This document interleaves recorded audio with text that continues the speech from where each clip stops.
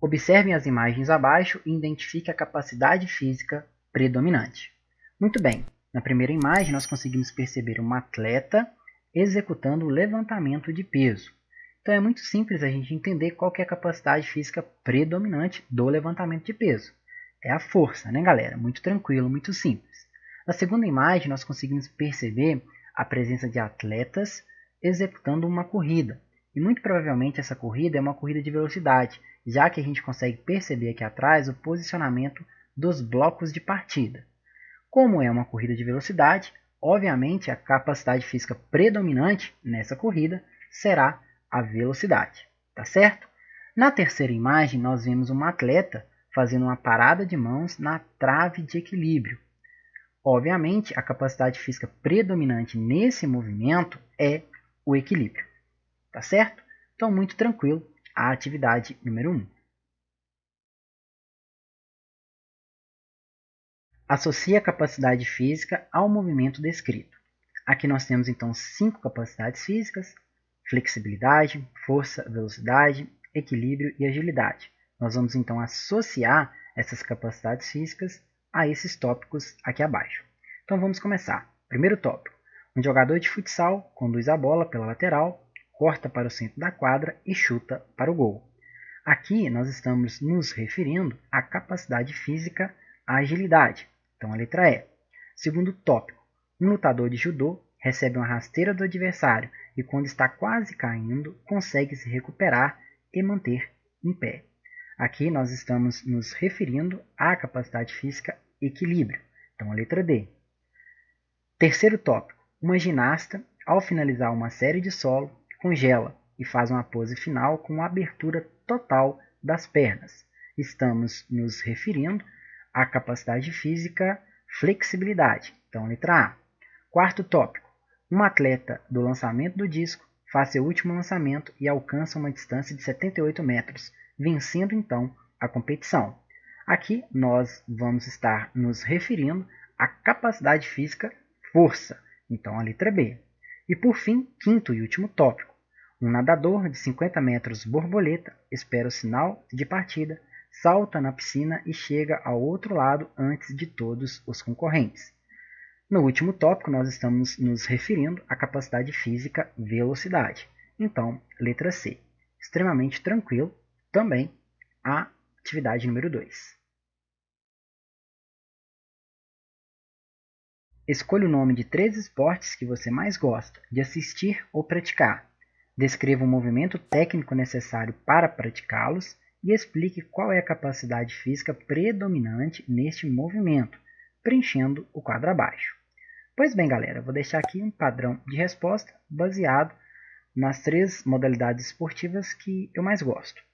A primeira modalidade esportiva é o atletismo, mais especificamente o arremesso do peso. Fazendo uma pequena descrição do arremesso do peso, nós vamos precisar executar uma rotação do corpo e extensão completa do braço, com o objetivo de arremessar o peso na maior distância possível. E, obviamente, a capacidade física predominante no arremesso do peso é a força.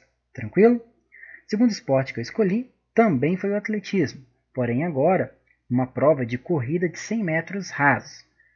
Numa pequena descrição dessa prova, a gente deverá correr imprimindo a maior velocidade de deslocamento possível. E, obviamente, a capacidade física predominante numa corrida de 100 metros rasos, obviamente, é a velocidade. E, por fim, eu escolhi o basquete, mais especificamente numa ação do basquete de infiltração no garrafão adversário, utilizando dribles e fintas rápidos. Obviamente, a capacidade física predominante para a ação dessa infiltração no garrafão utilizando dribles e fintas rápidos é a agilidade. Tranquilo? Então esse é apenas um padrão de resposta. Vocês podem colocar aqui os 3 esportes que vocês mais gostam. Tranquilo? Assinale a opção correta. Primeiramente, nessa atividade, nós conseguimos perceber a presença de uma atleta, muito provavelmente uma atleta de ginástica artística, e ela está executando aqui uma ampla extensão do quadril. Ok? Vamos então à atividade. O desenvolvimento das capacidades físicas, qualidades motoras passíveis de treinamento, Ajuda na tomada de decisões em relação à melhor execução do movimento. A capacidade física predominante no movimento representado na imagem é: letra A velocidade, que permite ao músculo executar uma sucessão rápida de gestos em movimentação, de intensidade máxima. Letra A, obviamente, está errada, né, pessoal? A atleta aqui ela se encontra inclusive parada, então não é velocidade. Letra B, a resistência, que admite a realização de movimentos durante considerável período de tempo, sem perda da qualidade da execução. Letra B também está errada, a atleta ela está parada, nesse movimento aqui ela não precisa de nenhuma resistência. Letra C, a flexibilidade, que permite a amplitude máxima de movimento em uma ou mais articulações, sem causar lesões. A letra C ela está correta, é exatamente isso que essa atleta ela está fazendo. Ela está fazendo um movimento que permite uma amplitude máxima, ela está realizando uma alta extensão do quadril. Dessa forma, a alternativa correta é a letra C, flexibilidade. A gente nem precisa ler as outras alternativas, mas por desencargo de consciência vamos analisá-las. Ok? Letra D, agilidade, que possibilita a execução de movimentos rápidos e ligeiros, com mudança de direção. Também, nada a ver, a atleta está parada, não é agilidade. Letra E, o equilíbrio, que permite a realização dos mais variados movimentos com o objetivo de sustentar o corpo sobre uma base. Também não é equilíbrio, até porque a atleta que nessa imagem ela está apoiando o braço. Então, obviamente, a alternativa correta, muito simples, é a flexibilidade, letra C.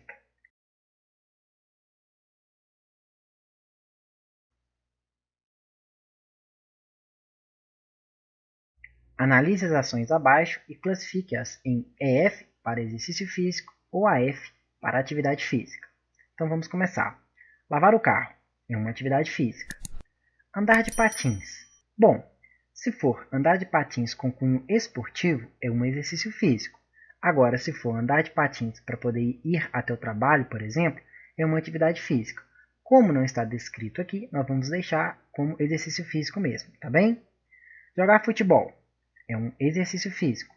Caminhar até a escola é uma atividade física. Capinar um lote também é uma atividade física. Praticar musculação é um exercício físico. Andar de bicicleta. Bom, se for andar de bicicleta com cunho esportivo, é um exercício físico. Nós vamos colocar aqui. Porém, se for andar de bicicleta para ir, por exemplo, até o trabalho, até a escola, aí vai ser uma atividade física. Então, nós vamos deixar como exercício físico mesmo, tá bem? Correr para não pegar chuva é uma atividade física. Fazer uma faxina na casa também é uma atividade física. Fazer aula de crossfit é um exercício físico. Praticar caminhada ou corrida também é um exercício físico. Bater uma laje, obviamente, é uma atividade física.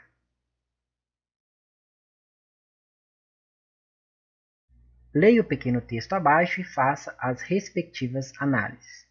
João e Carlos trabalham numa grande empresa de distribuição de alimentos. João trabalha como encarregado, trabalha o dia todo carregando e descarregando mercadorias que chegam em caminhões. Para evitar o trânsito caótico, os ônibus superlotados e economizar o dinheiro do transporte, João resolveu ir para o trabalho de bicicleta. Por dia ele pedala cerca de 10 quilômetros para ir e mais 10 para voltar à sua casa. Carlos trabalha no setor administrativo. Todos os dias ele chega ao seu escritório e trabalha praticamente o dia inteiro sentado atrás de uma mesa, comunicando com fornecedores através de e-mail ou ligações. Carlos vai para o trabalho de carro e durante 3 vezes por semana passa na academia ao final do expediente para fazer cerca de 50 minutos de musculação. Pois bem, letra A. Ao analisarmos os dois funcionários, qual deles faz mais exercícios físicos e qual faz mais atividades físicas? Justifique sua resposta. Bom, pessoal, conforme nós acabamos de ler no texto, João faz mais atividade física e Carlos faz mais exercício físico, ok? O João ele faz mais atividade física porque ele vai trabalhar de bicicleta, o que totaliza 20 km por dia. Ir e voltar do trabalho de bicicleta é uma atividade física, ok? Além disso, o trabalho do João, que é o trabalho de carregar e descarregar mercadorias que chegam em caminhões vai demandar um alto índice de atividade física. Já o Carlos, ele vai trabalhar de carro e o seu serviço, o seu trabalho, que é o trabalho de administrativo, vai demandar pouco nível de atividade física. Diante disso, a gente consegue perceber que o João ele vai fazer mais atividade física que o Carlos. Porém, o Carlos ele pratica 3 vezes na semana musculação, que é um exercício físico.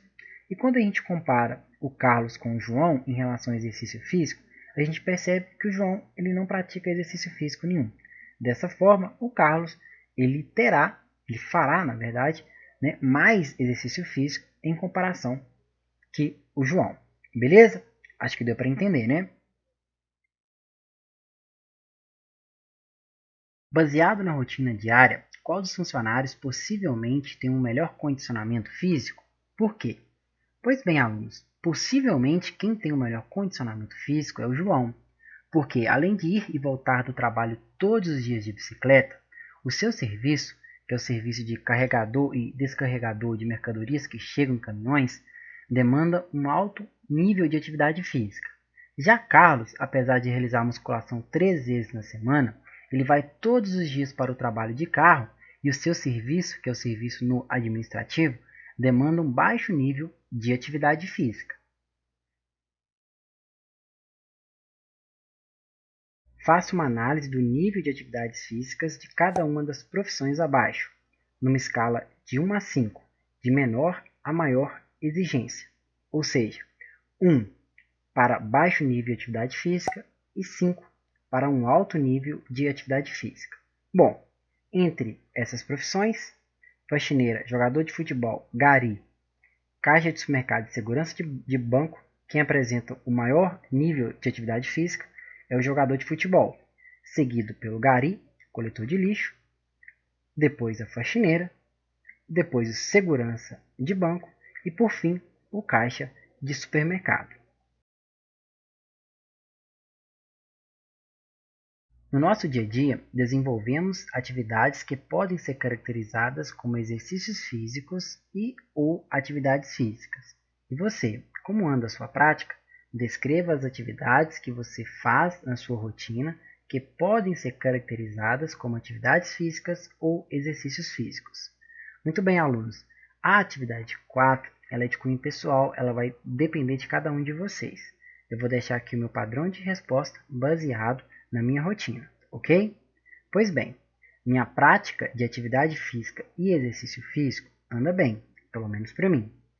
Realizo trabalho domésticos durante o dia, como lavar louça, varrer, passar, limpar o quintal, ou seja, atividade física, e durante a noite eu pratico corrida, todas as noites, ou seja, exercício físico. Essa atividade é com vocês. Vocês vão descrever quais as atividades vocês desenvolvem durante a sua rotina e vai destacar se essas atividades podem ser caracterizadas como atividades físicas ou exercícios físicos, ok?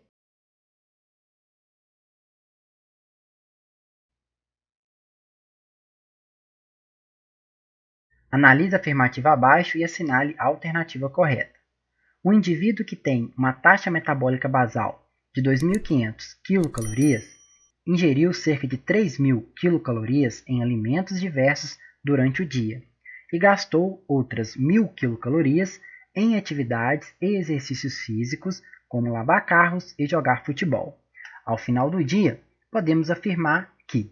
Muito bem, pessoal, para a gente poder responder essa pergunta, a gente vai ter que calcular o balanço calórico desse indivíduo. Muito simples, nós aprendemos que o balanço calórico é igual à ingestão calórica menos o gasto calórico. Durante esse dia, esse indivíduo ele ingeriu cerca de 3.000 kcal e gastou cerca de 3.500 kcal, já que ele apresenta uma taxa metabólica basal de 2.500 kcal, mais uma taxa de exercício físico e atividade física de 1.000 kcal. Então é só a gente somar. 2.500 mais 1.000 dá 3.500 kcal de gasto calórico, tá bem? Agora basta a gente fazer a subtração. O resultado será de 500 kcal. Só a gente subtrair a ingestão calórica, que foi de 3.000 kcal, menos o gasto calórico, que foi de 3.500 quilocalorias. O resultado dará menos 500 quilocalorias. Então, a alternativa correta é letra B. O balanço calórico foi negativo, em 500 quilocalorias. Visando perder peso rapidamente, o indivíduo fez uma dieta durante 15 dias, representada na tabela abaixo. Muito bem, pessoal. Para a gente poder responder o que se pede nessa atividade, nós vamos precisar, primeiramente, calcular o balanço calórico desse indivíduo em cada dia. O cálculo vai ser da mesma forma como nós fizemos na atividade 1, tá bem? Já vou deixar aqui calculado para vocês já, ok? Então, no primeiro dia, ele teve um balanço calórico de menos 800 quilocalorias, no segundo, menos 700 quilocalorias, e assim por diante, até o 15º dia. Agora, vamos responder o que se pede. Ao observar a tabela, quais dias podemos afirmar que houve balanço calórico positivo, negativo e neutro? Bom, pessoal, primeiramente, para responder essa pergunta, a gente vai ter que calcular o balanço calórico de todos os dias. Já está aqui tudo calculado. A partir do momento que a gente calculou, fica facinho de poder responder. Pois bem, a gente pôde observar que houve balanço calórico positivo nos dias 3, 7 e 13. Houve balanço calórico negativo nos dias 1, 2, 4, 6, 8, 9, 10, 11, 12, 14 e 15. E que houve balanço calórico neutro apenas no dia 5. Tranquilo? Sabendo que cada 8 quilocalorias a menos representam aproximadamente 1 grama de gordura metabolizada, podemos afirmar que este indivíduo perdeu aproximadamente quantas gramas de gordura ao final dos 15 dias de dieta?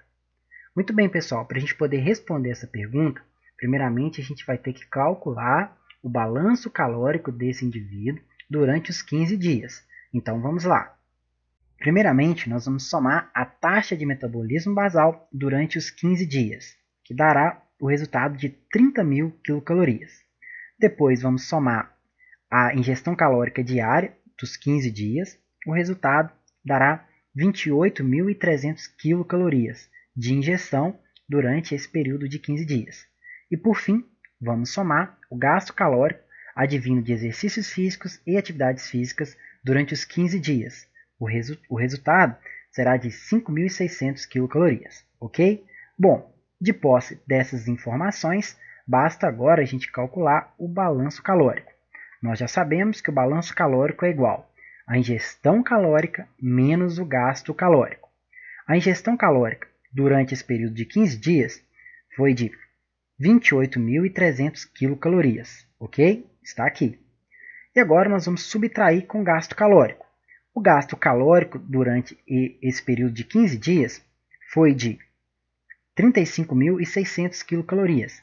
Basta a gente somar a taxa metabólica basal, que foi de 30.000 quilocalorias, com a taxa de gasto calórico através de atividades físicas e exercícios físicos, que foi de 5.600 quilocalorias.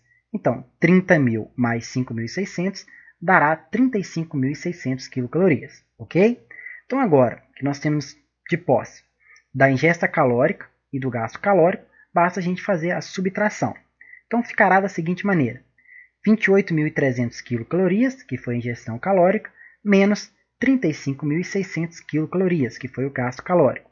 O resultado dará menos 7.300 quilocalorias. Ou seja, nós tivemos um balanço calórico negativo. Muito bem, pessoal. Como nós tivemos um balanço calórico negativo de 7.300 quilocalorias, basta agora a gente dividir 7.300 quilocalorias por 8, porque aí nós teremos a quantidade de gorduras metabolizadas depois desses 15 dias de dieta, ok? Então, 7.300 dividido por 8, o resultado dará 912,5 gramas de gordura perdidas ao final dos 15 dias de dieta. Tranquilo?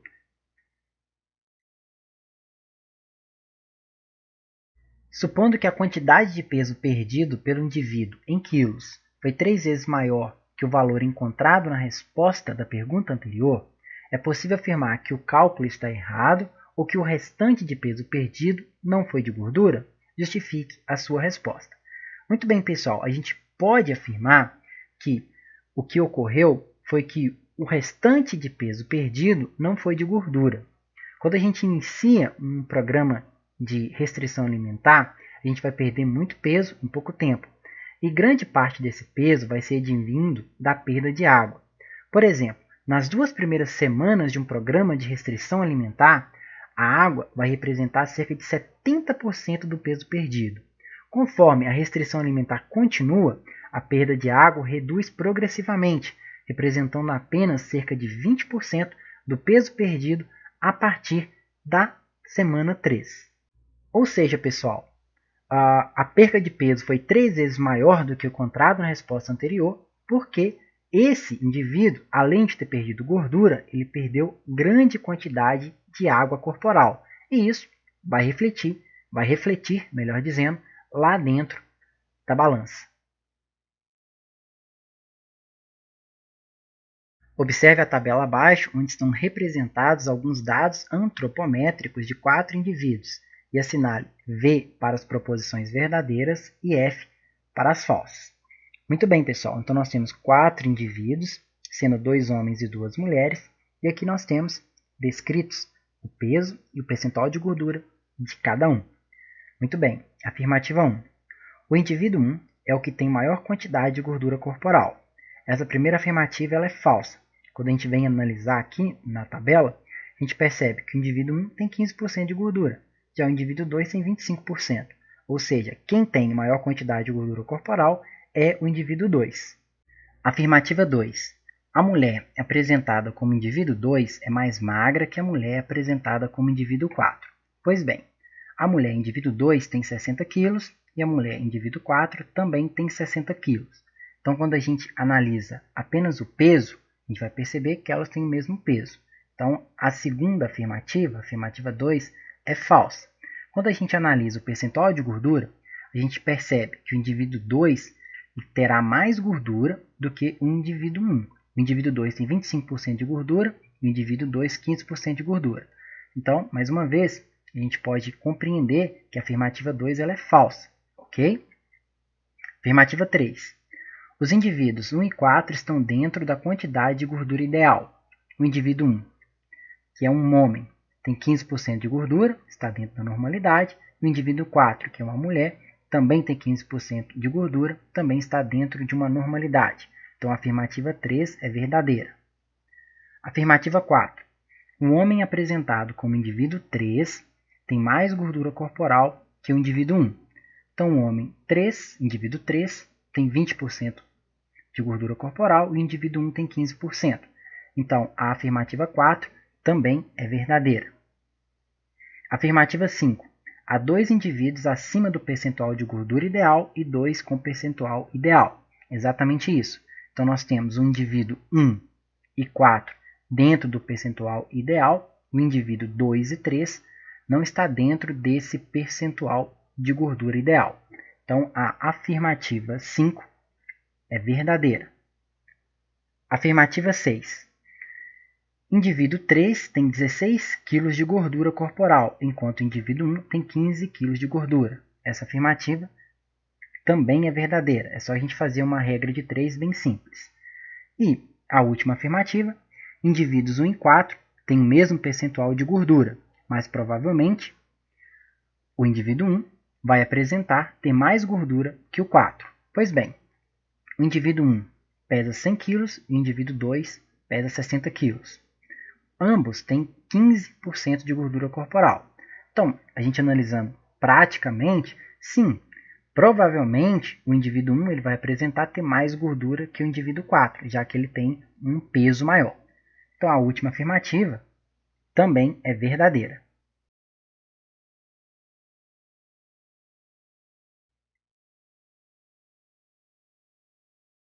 Classifique as manifestações esportivas abaixo, assinalando EE para esporte educacional, EP para esporte de participação e ER para esporte de rendimento.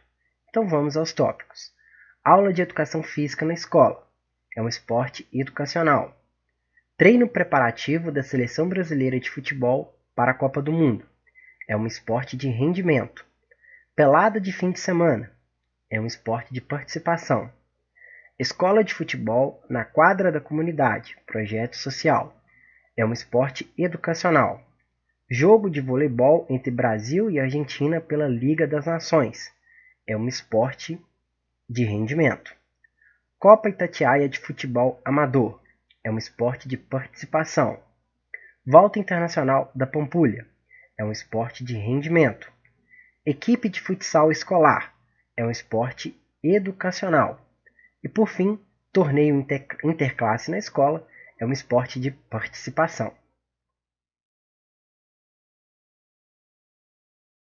Analise o pequeno texto abaixo. Com mais de 70 anos de existência e localização privilegiada no corredor da Avenida Amazonas, a Escola Estadual Maurício Murquiel tem grande procura de matrículas por alunos de diversas localidades de Belo Horizonte e região metropolitana. Um dos motivos dessa procura é a ampla promoção do esporte escolar que a instituição oferece. As aulas de educação física, obrigatórias na grade escolar, são muito bem planejadas e ofertadas sempre de maneira lúdica e inclusiva. Durante a Semana do Estudante, no mês de agosto, a escola promove o seu tradicional torneio interclasse, mobilizando um percentual considerável de alunos, competidores e torcedores. A escola possui ainda uma equipe de futsal, masculina e feminina, onde os 15 melhores alunos atletas são selecionados para disputar os principais torneios interescolares de Belo Horizonte. Ao analisar o pequeno texto, percebemos que a escola é o local ideal para o desenvolvimento e a manifestação do esporte, já que a mesma pode oferecer outras manifestações do desporto além da educacional. Identifique quais são as manifestações esportivas apresentadas no texto que são oferecidas pela Escola Estadual Maurício Murgel. Justifique sua resposta.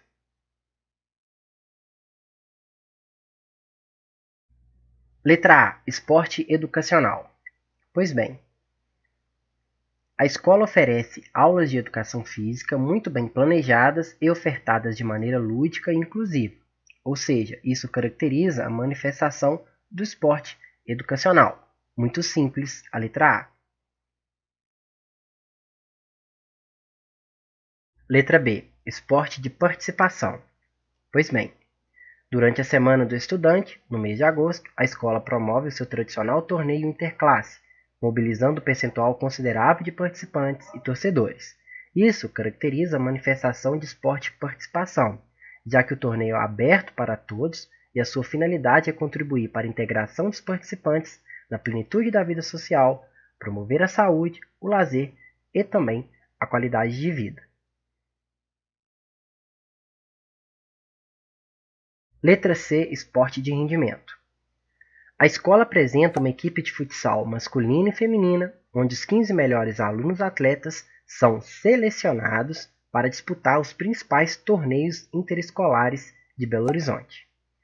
Apesar dessa equipe de futsal não ser profissional, ela apresenta uma grande característica da manifestação de esporte de rendimento, uma vez que são selecionados os melhores alunos atletas para a disputa de campeonatos interescolares. Muito bem, então essa equipe de futsal masculina e feminina ela terá uma grande característica de esporte de rendimento, já que são selecionados apenas os 15 melhores alunos atletas, ok? A inclusão, principalmente no esporte, é um tema muito corriqueiro nos dias de hoje. A exclusão de pessoas por deficiência ou qualidades técnicas não cabe mais na atualidade. Entretanto, há algumas manifestações do esporte que são mais inclusivas que as outras. Enumere as manifestações do esporte de 1 a 3, sendo 1 para a manifestação mais inclusiva e 3 para a manifestação menos inclusiva. Pois bem, então a manifestação mais inclusiva, obviamente, é o esporte educacional, seguido pelo esporte de participação e, por fim, seguido pelo esporte de rendimento. Explique por que a manifestação esportiva assinalada como 3, que é o esporte de rendimento, é menos inclusiva que as demais. Muito bem, pessoal, porque o esporte de rendimento seleciona os melhores de acordo com a qualidade técnica e capacidades físicas. Desta forma, quem não tenha uma boa qualidade técnica ou qualidades físicas são excluídos do esporte de rendimento.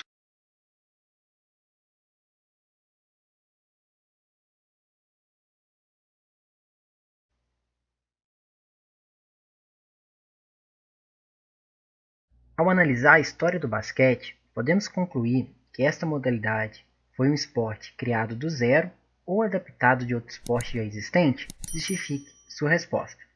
Muito bem, alunos. O basquete ele foi criado do zero e não teve nenhuma grande influência de outros esportes.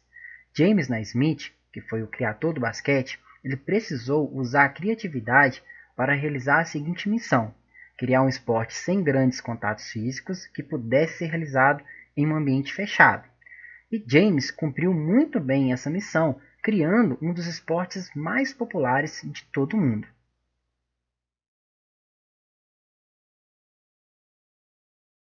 Qual a duração total de uma partida de basquete da NBA? Muito bem, pessoal. A duração total é de 48 minutos, sendo dividida em 4 períodos de 12 minutos. Destaco a vocês que em jogos de basquete fora da NBA, como por exemplo na NBB, campeonatos mundiais, Olimpíadas, campeonatos europeus, as partidas de basquete ela tem a duração total de 40 minutos, já que fora da NBA, os jogos de basquete são divididos em 4 períodos de 10 minutos. Porém, como a NBA é uma liga toda especial, ela tem essa mudança na regra. Os seus jogos têm a duração de 48 minutos, sendo divididos assim, então, dessa forma, 4 períodos de 12 minutos.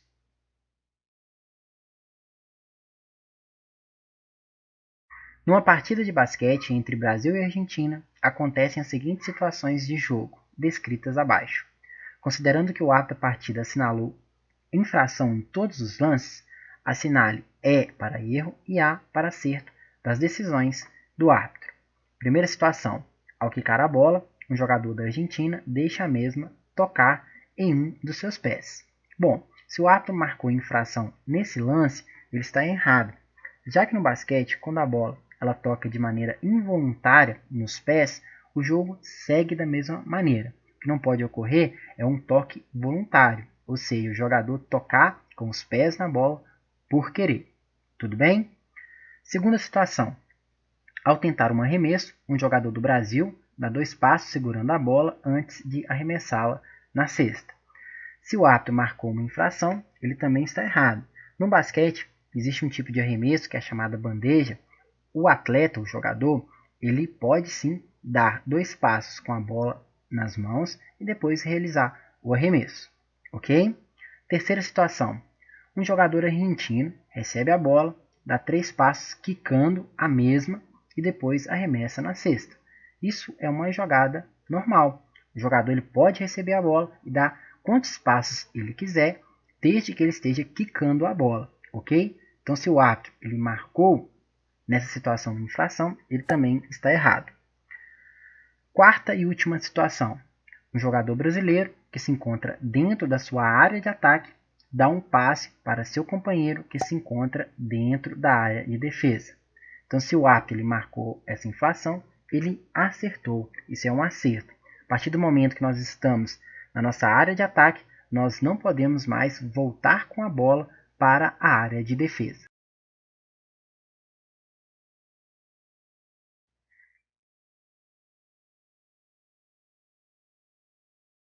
Identifique as peças de xadrez abaixo e descreva como cada um se movimenta. Então vamos começar pelo peão. O peão só se movimenta para frente, sendo a única peça que não se move para trás.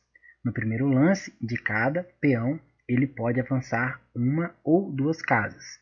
A partir do segundo lance de cada peão, ele irá movimentar-se apenas uma casa. Torre. A torre se movimenta para frente e para trás, para a direita e para a esquerda, quantas casas quiser, mas não pode pular nenhuma outra peça.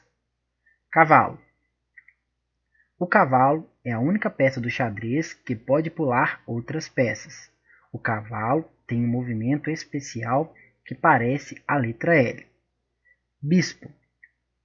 O bispo se movimenta na diagonal, mantendo-se sempre nas casas da mesma cor, que se encontravam no início do jogo, podendo ir para frente e para trás, quantas casas quiser, mas não pode pular nenhuma outra peça.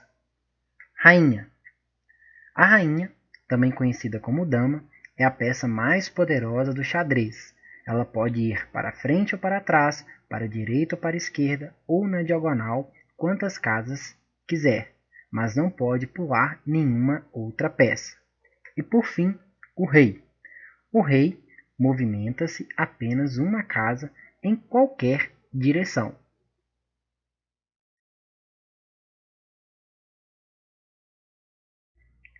Dama é um jogo disputado em um tabuleiro idêntico ao do xadrez, em que o objetivo é capturar ou imobilizar todas as peças do adversário. Você já jogou damas? Explique as diferenças e semelhanças entre o jogo de damas e xadrez. Muito bem, pessoal, vou destacar aqui para vocês as principais semelhanças e as principais diferenças. Começando pelas semelhanças. O xadrez e a dama são jogos de tabuleiro onde o objetivo é capturar ou imobilizar as peças do adversário. Além disso, ambos os jogos se caracterizam por serem jogos de estratégia. Diferenças. No jogo de damas, as peças são todas iguais e com os mesmos movimentos. No xadrez, cada peça se move de uma maneira diferente. Além disso, apesar de terem o mesmo objetivo, que é de capturar ou imobilizar as peças, o xadrez e a dama possuem regras bem diferentes.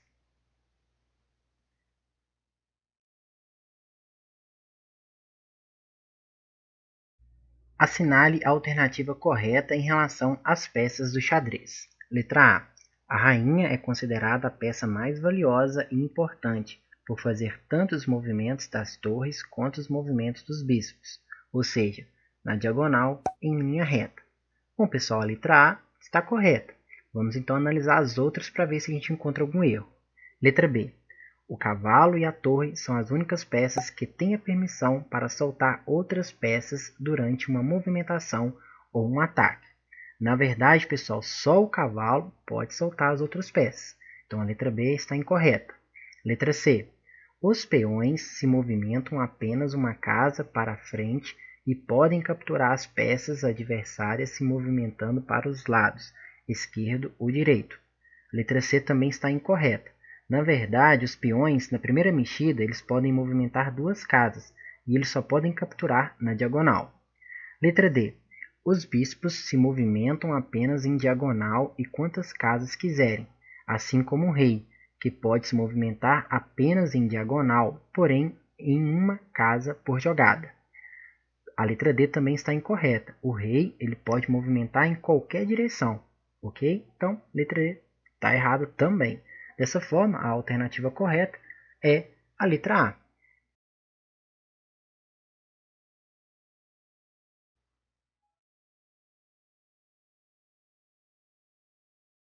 Lixe abaixo os jogos e brincadeiras antigas sugeridos no texto que você já praticou.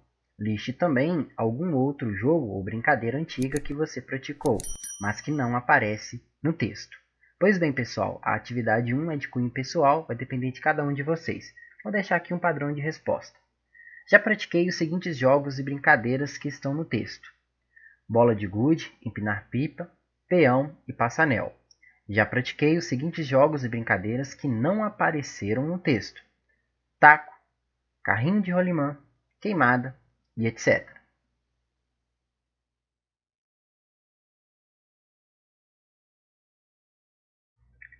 Assinale com X os jogos e brincadeiras antigas que ainda são muito populares e praticados até os dias de hoje. Muito bem, pessoal. Essa atividade ela vai depender da região de cada um de vocês.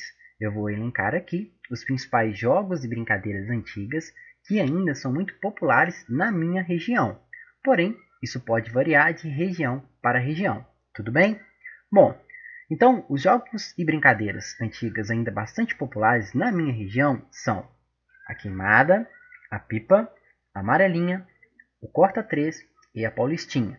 Outros jogos e brincadeiras, como futebol de botão, o rouba-bandeira, peão, bolinha de gude, finca, Três Marias e esconde-esconde, não são tão populares assim na minha região, porém podem ser populares na região de vocês.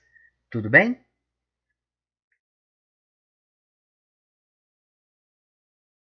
Sabendo que as crianças e adolescentes de antigamente também se alimentavam de comidas calóricas e pouco saudáveis, explique como a forma de brincar e jogar pode ter influenciado o aumento exponencial da obesidade de crianças e adolescentes da geração atual. Muito bem, pessoal.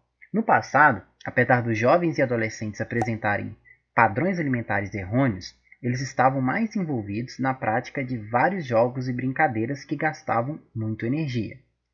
Atualmente, os jovens e adolescentes, além de apresentarem padrões alimentares errôneos, eles estão cada vez menos envolvidos em atividades físicas. Os jogos e brincadeiras foram substituídos pelos games, celulares, TV e redes sociais. Essa triste realidade contribui para as altas taxas de obesidade entre essa faixa etária.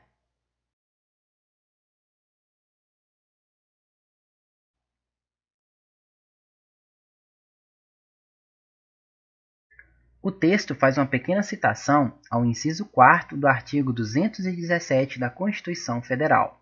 Vejamos o que está escrito na íntegra nesse artigo. Artigo 217.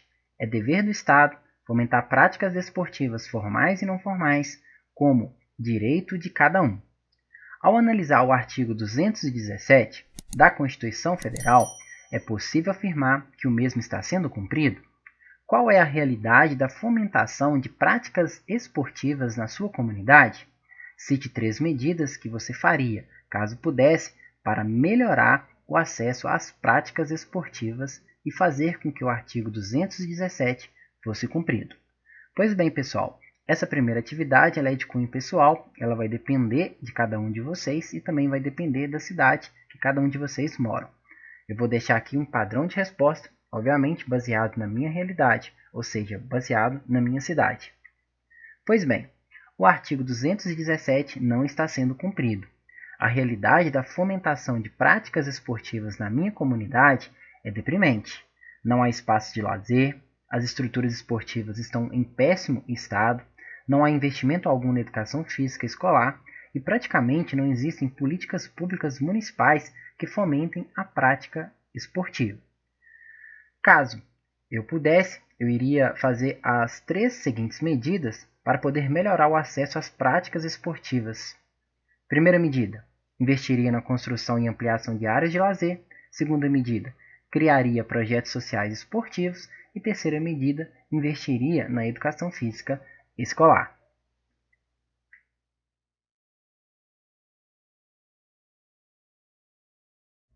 Marque com X as regras da peteca que são idênticas às regras do voleibol de quadra. A altura da rede são idênticas. Então vamos marcar o X. Medidas da quadra. A quadra de peteca será menor que a quadra de voleibol, então é diferente. Número de toques por equipe também é diferente. Na peteca nós temos direito a apenas um toque para poder devolver a peteca à quadra adversária. Já no vôlei nós podemos dar 3 toques para poder devolver a bola à quadra adversária. Total de pontos para vencer um set é idêntico, 25 pontos. Total de sets para vencer a partida é diferente. Na peteca nós vamos precisar de 2 sets para vencer a partida, já no voleibol nós vamos precisar de 3 sets. Duração em minutos do set. Na verdade, no voleibol nós não temos uma duração por tempo, é apenas por pontuação. Já na peteca, a duração ela é por pontos ou por tempo, conforme nós vimos no vídeo da explicação. Número de jogadores em cada time também é diferente. Na peteca nós temos jogos individuais e jogos em duplas. Já no voleibol, cada equipe é composta por 6 jogadores. E por fim, presença da vantagem para marcar ponto. Não existe nem no voleibol, nem também na peteca.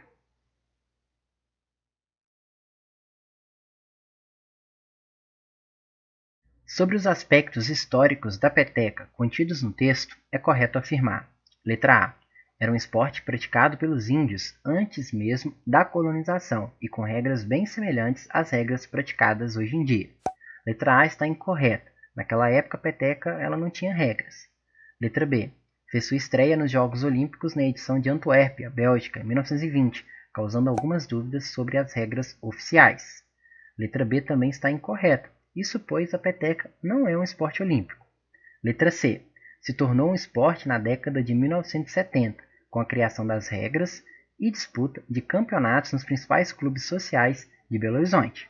Aparentemente, a alternativa correta é a letra C. Porém, vamos analisar a alternativa D.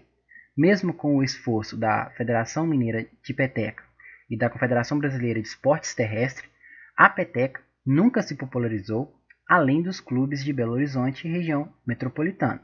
A letra D está incorreta. Na verdade, a peteca ela sim se popularizou e foi muito além dos clubes de Belo Horizonte, e inclusive espalhou pelo Brasil inteiro e até mesmo no exterior.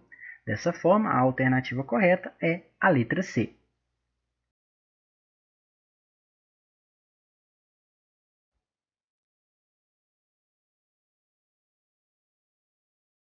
Escolha o esporte que você mais gosta de jogar ou assistir e descreva quais são as principais capacidades físicas que o praticante deve desempenhar para ter sucesso no jogo.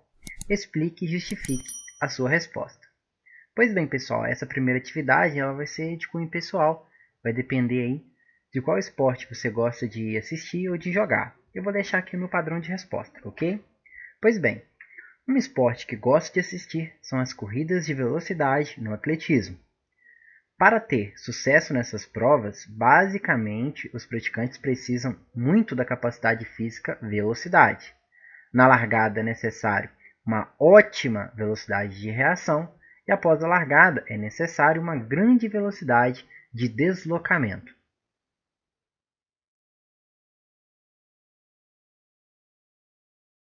Observem as imagens abaixo e identifique as capacidades físicas predominantes. Pois bem, na primeira imagem nós conseguimos perceber uma atleta realizando o levantamento de peso, então obviamente a capacidade física predominante é a força. Na segunda imagem nós vemos duas pequenas bailarinas se alongando, capacidade física predominante, obviamente a flexibilidade. E na terceira imagem nós conseguimos perceber um atleta realizando uma corrida, que parece ser um sprint. Obviamente a capacidade física predominante é a velocidade.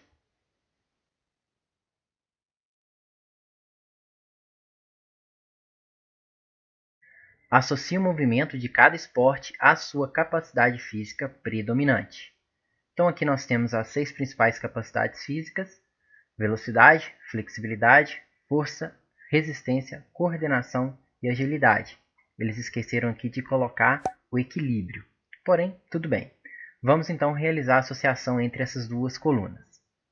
Drible do futebol. O lateral finge que vai cruzar e corta para dentro da área. Isso caracteriza a agilidade. Defesa de um líbero de voleibol após uma cortada fulminante. Velocidade, já que o líbero terá que ter uma grande velocidade de reação para conseguir efetuar a defesa. Sprint final dos corredores para a chegada dos 100 metros rasos. Obviamente, velocidade. Lutador de judô consegue se manter de pé após ser empurrado. Na verdade, a capacidade física que mais iria se aproximar dessa ação seria o equilíbrio, porém o equilíbrio não foi descrito aqui. Então nós vamos colocar força, já que o atleta de judô ele terá que ter muita força para conseguir se manter de pé mesmo após ser empurrado. Jogador de basquete quica a bola sem olhar para a mesma. Coordenação.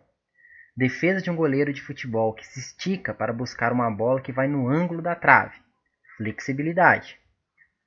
Jogador de rugby segurando o adversário para impedir que este continue a deslocar com a posse de bola. Força. Ele vai precisar ter muita força para conseguir interromper o deslocamento do adversário. Soco direto de um lutador de boxe no seu adversário. Velocidade, mais especificamente velocidade dos membros superiores. Capacidade do lutador de boxe de se esquivar do soco desferido. Agilidade. Salto mortal de uma ginasta se apresentando no solo. Coordenação. E por fim, Maratonista tentando manter a velocidade nos últimos 2 km de prova. É a resistência.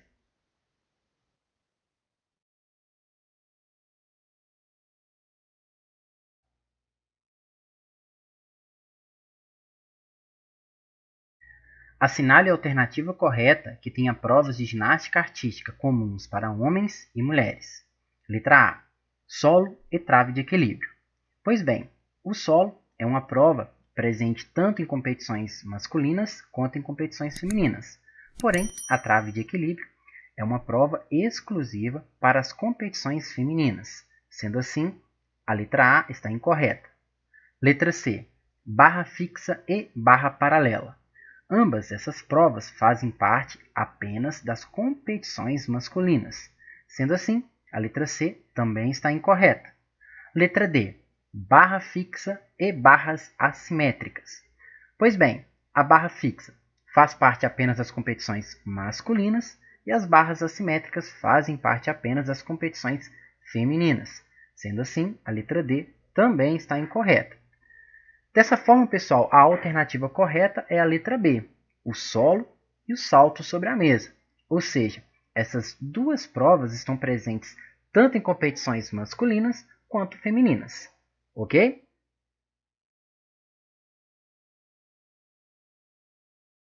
Com base nos estudos da semana 5, cite as capacidades físicas predominantes em cada uma das seguintes modalidades da ginástica artística. Então vamos lá. Trave de equilíbrio. Temos a predominância do equilíbrio, obviamente. Solo, predominância da coordenação. Argolas, predominância da força. Barras paralelas, predominância tanto da força quanto de agilidade. Salto sobre a mesa, predominância de velocidade e coordenação. E, por fim, cavalo com alças, onde teremos a predominância da força e também coordenação.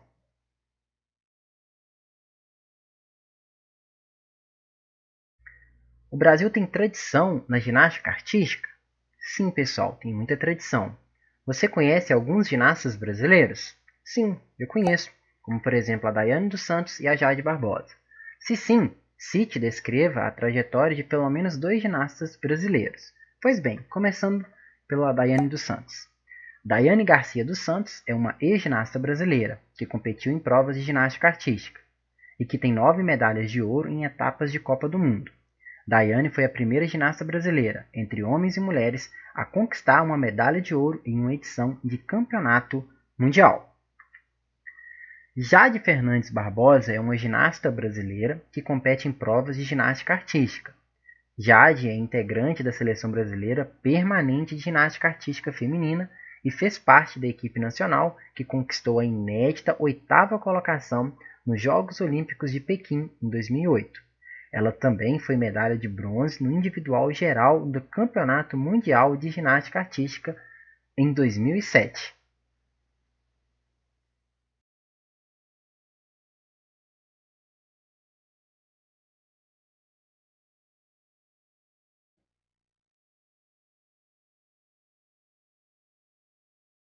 Em qual país surgiu o handball?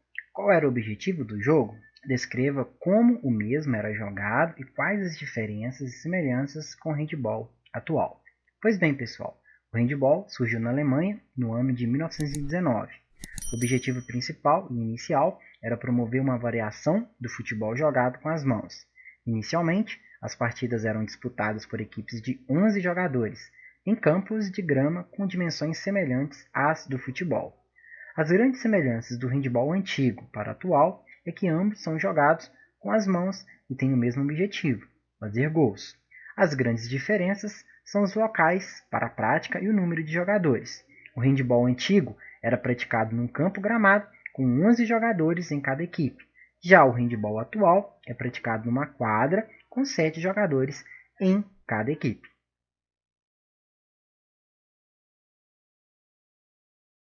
Analise as afirmativas acerca do handball e assinale V para as afirmativas verdadeiras e F para as afirmativas falsas.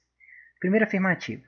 Cada equipe de handball é composta por 7 jogadores de linha mais um goleiro. Essa primeira afirmativa ela é falsa, Na verdade, cada equipe de handebol é composta por 7 jogadores, sendo 6 jogadores de linha e um goleiro. Segunda afirmativa. O tempo de duração de cada partida é de 2 tempos de 30 minutos. Verdadeiro. Terceira afirmativa.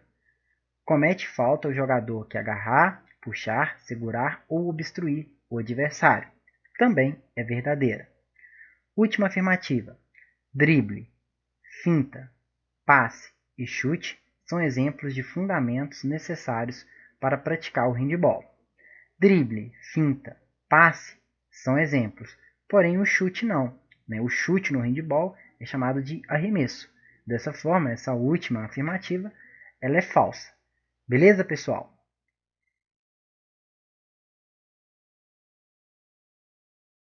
É possível considerar as modalidades esportivas coletivas dentro de uma mesma lógica, pois possuem uma estrutura comum. 6 princípios operacionais divididos em 2 grupos, o ataque e a defesa. Os 3 princípios operacionais de ataque são conservação individual e coletiva da bola, progressão da equipe com a posse de bola em direção ao alvo adversário e finalização da jogada visando a obtenção de pontos. Os 3 princípios operacionais da defesa são recuperação da bola, impedimento do avanço da equipe contrária com posse da bola e proteção do alvo para impedir a finalização da equipe adversária. Considerando os princípios expostos no texto, o drible no handebol caracteriza o princípio de: letra A, recuperação de bola? Não. Letra C, finalização de jogada? Também não. Letra D, proteção do próprio alvo? Muito menos. Letra E, impedimento do avanço adversário?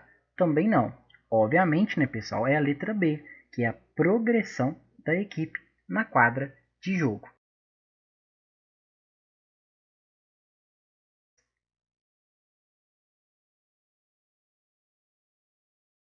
Descreva o contexto de criação do voleibol e quais eram os objetivos do novo jogo.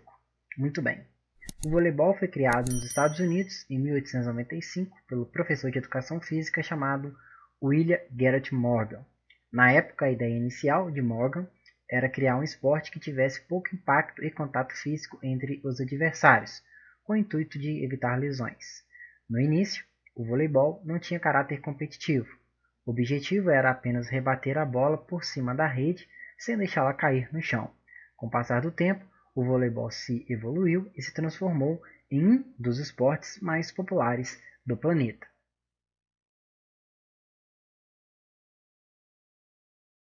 Descreva também o contexto do vôlei no Brasil, fazendo referência aos principais fatos que fizeram com que esse esporte se tornasse tão popular em nosso país.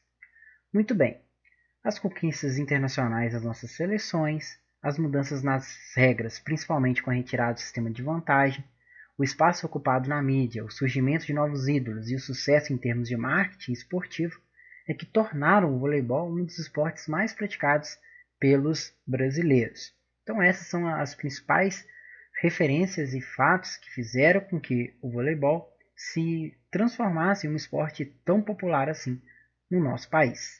Tranquilo?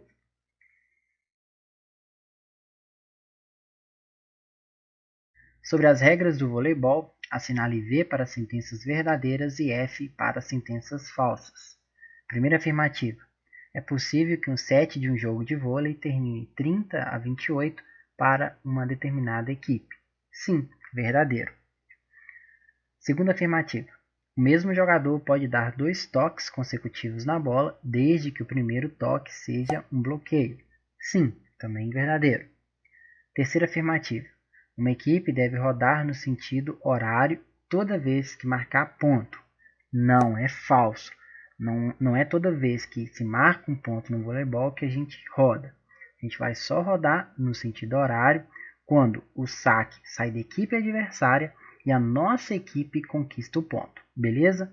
Então essa terceira afirmativa ela é falsa. Quarta afirmativa. É possível que uma equipe vença o quinto set, ou seja, o tie-break, pelo placar de 25-23. Sim, Verdadeiro. Quinta afirmativa. A altura da rede é 2,34 m para homens e 2,24 m para mulheres. Essa última afirmativa é falsa. Na verdade, a altura da rede para os homens é de 2,43 m e não de 2,34 m. Beleza?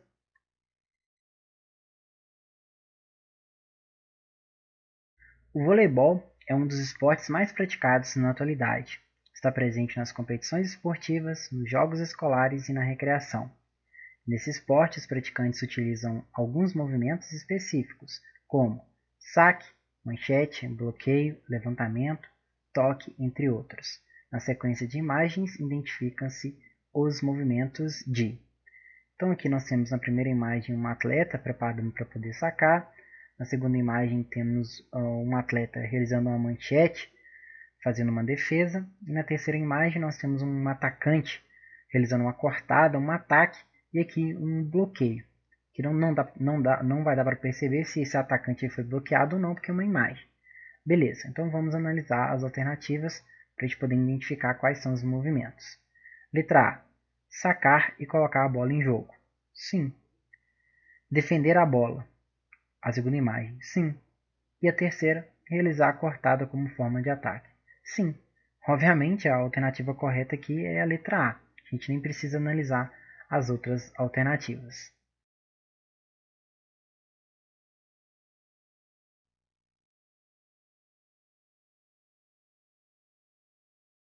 O atletismo é considerado esporte base para todos os outros, uma vez que suas provas envolvem habilidades naturais como correr, saltar e arremessar. Cite e descreva pelo menos 3 esportes que necessitam de uma ou mais habilidades do atletismo para serem praticados. Pois bem, eu trouxe aqui para vocês 4 esportes. Começando pelo basquete. Para se jogar basquete é necessário correr, arremessar e saltar. Para se jogar vôlei é necessário principalmente de saltar, porém em determinadas situações de jogo vai ser necessário também correr.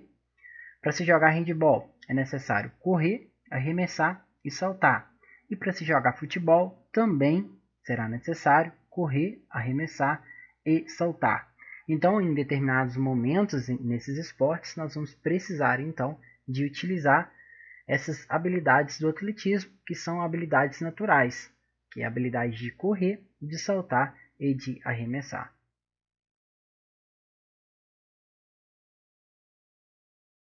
Sobre o atletismo, assinale V para as sentenças verdadeiras e F para as falsas. Primeira afirmativa. O atletismo é considerado o primeiro esporte do mundo. Esteve presente nas Olimpíadas da Grécia Antiga no ano de 776 a.C. Essa primeira afirmativa é verdadeira. Segunda afirmativa. Uma volta completa na pista de atletismo tem 400 metros. Exatamente isso. Segunda afirmativa também é verdadeira. Terceira afirmativa. A aterrissagem do salto com vara e do salto em altura é feita numa caixa de areia. A terceira afirmativa é falsa. A aterrissagem do salto com vara e do salto em altura é feito no colchão. Quarta afirmativa. O dardo masculino pesa um pouco menos que o dardo feminino.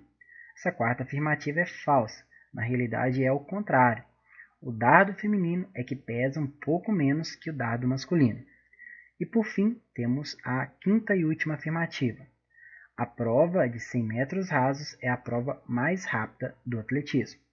Exatamente isso, a quinta e última afirmativa é verdadeira.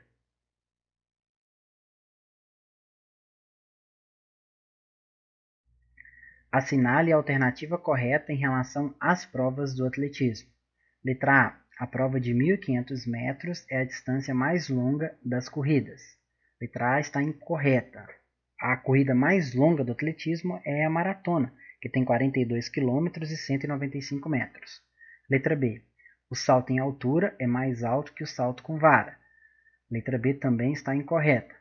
Letra D. O salto em distância é mais longo que o salto triplo. Letra D também está incorreta. Letra E. A corrida de 100 metros com barreiras é mais rápida que os 100 metros rasos. Obviamente não. A alternativa correta é a letra C, pessoal. O disco feminino pesa mais que o dardo masculino. O disco feminino pesa 1 kg e o dardo masculino pesa 800 gramas. Então, a alternativa correta é a letra C.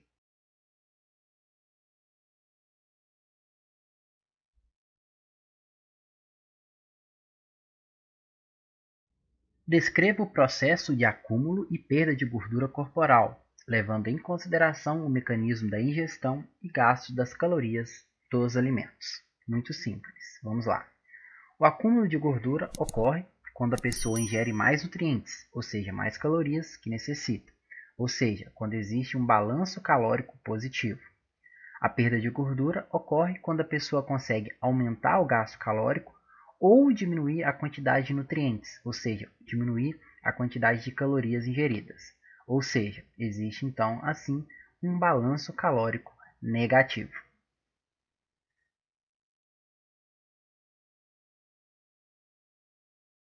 Sobre o balanço calórico, assinale V para sentenças verdadeiras e F para sentenças falsas. Primeira afirmativa. Balanço calórico é a relação entre a quantidade de calorias ingeridas e a quantidade de calorias gastas. Exatamente isso. Primeira afirmativa verdadeira. Segunda afirmativa. A ingestão de calorias em excesso é a única causa do acúmulo de gordura corporal. Não, a segunda afirmativa é falsa. Terceira afirmativa. O controle do balanço calórico, aliado à prática de exercícios físicos, é o melhor mecanismo para emagrecer. Exatamente isso. Terceira afirmativa, verdadeira. Quarta afirmativa. No processo de emagrecimento, é recomendável ingerir alimentos altamente calóricos. Obviamente não, né, pessoal? A quarta afirmativa é falsa. Na verdade, a gente deve ingerir alimentos com baixo índice calórico se a gente quiser emagrecer. Quinta afirmativa. Uma pessoa que ingeriu 2.000 quilocalorias e gastou 2.500 quilocalorias durante 30 dias vai ter acúmulo de gordura ao final desse período? Obviamente não, ele vai ter uma perda de gordura, já que o balanço calórico desse indivíduo será um balanço calórico negativo. Então a quinta afirmativa é falsa.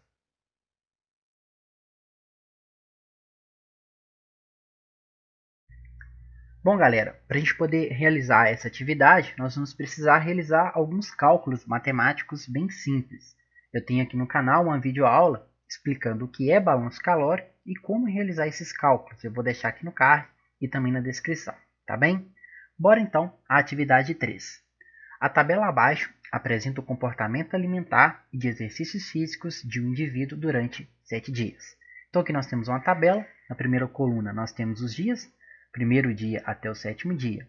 Na segunda coluna, nós temos a quantidade de calorias ingeridas na dieta alimentar. Então, aqui nós temos toda a quantidade de calorias ingeridas durante esse período de tempo de 7 dias. E na última coluna, nós temos a quantidade de calorias gastas através apenas da prática de exercícios físicos. Muito bem. Considerando que esse indivíduo necessita de 2.000 quilocalorias por dia para suas atividades diárias, ou seja, essas 2.000 quilocalorias é a taxa de metabolismo basal dessa pessoa. Ela vai gastar 2.000 quilocalorias por dia para manter as suas funções normais, excluindo a quantidade gasta para a prática de exercícios físicos, tá bem?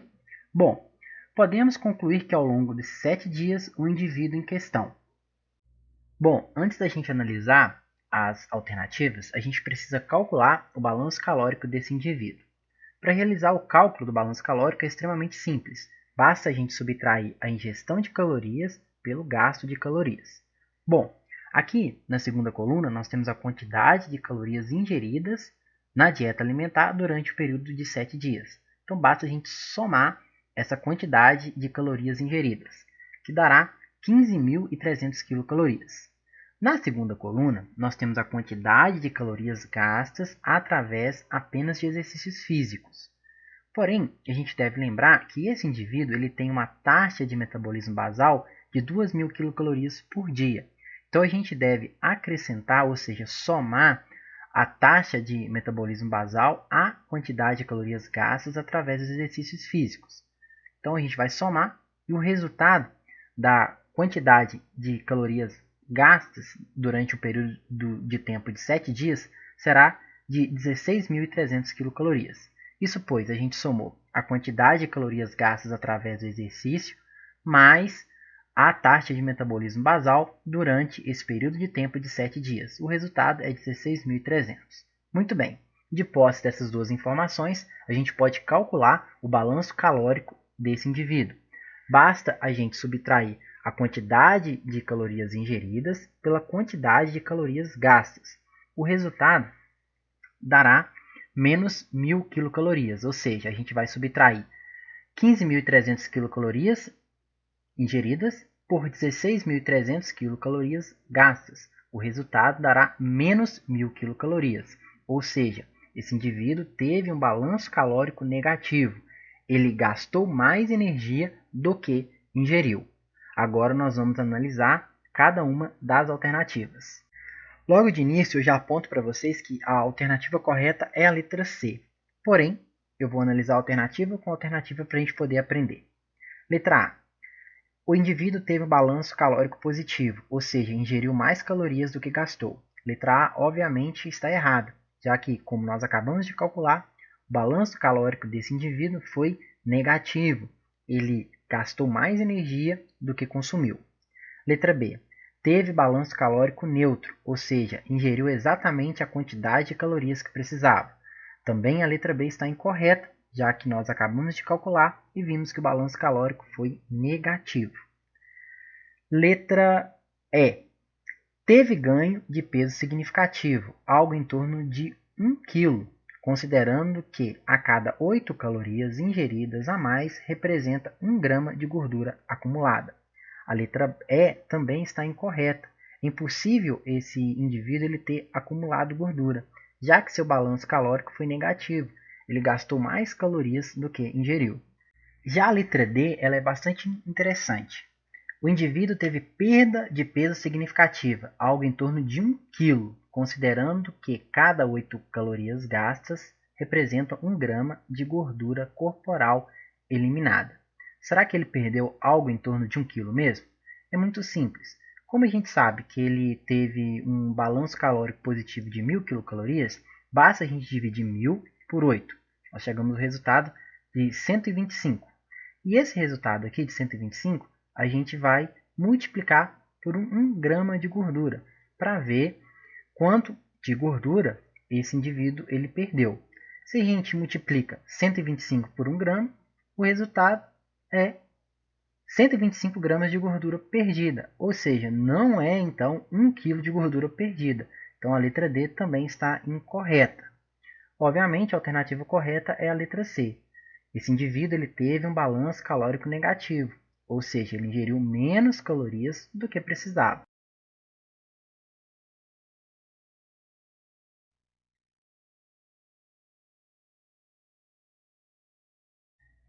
Enem 2012. Efeitos do exercício físico nos pulmões, no coração e nos músculos. Os pulmões têm a função de fornecer oxigênio ao sangue, e a prática de exercícios físicos regularmente fazem com que os pulmões possam receber mais ar e difundir mais oxigênio ao sangue. O coração, que tem a função de bombear sangue rico em oxigênio aos músculos, através da prática regular de exercício físico, o coração ele vai aumentar de tamanho, pode bombear mais sangue por batimento e bate mais lentamente em repouso ou durante o exercício. Os músculos, que têm a função de utilizar o oxigênio para queimar o combustível para a produção de energia, através da prática regular de exercícios físicos, os músculos vão adquirir maior tônus e podem queimar mais combustível, especialmente a gordura, durante o exercício. A partir dos efeitos fisiológicos do exercício físico no organismo, apresentados na figura, são adaptações benéficas à saúde de um indivíduo. Letra B. Diminuição da oxigenação do sangue e aumento da frequência cardíaca em repouso.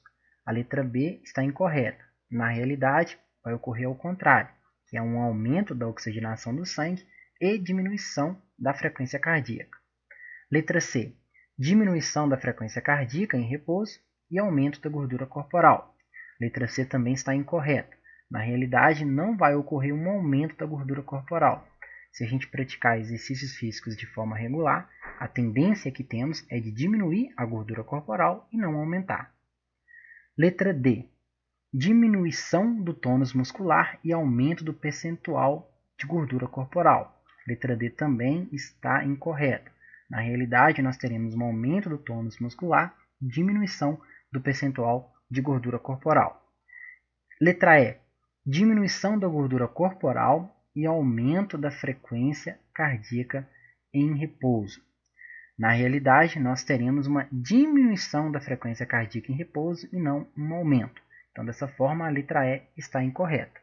Assim, sobra apenas para a gente a letra A, que é a alternativa correta. Diminuição da frequência cardíaca em repouso e aumento da oxigenação do sangue.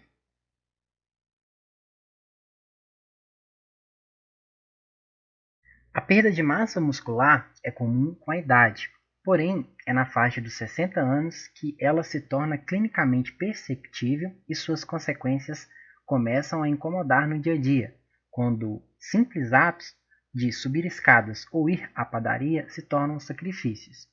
Esse processo tem nome: sarcopenia.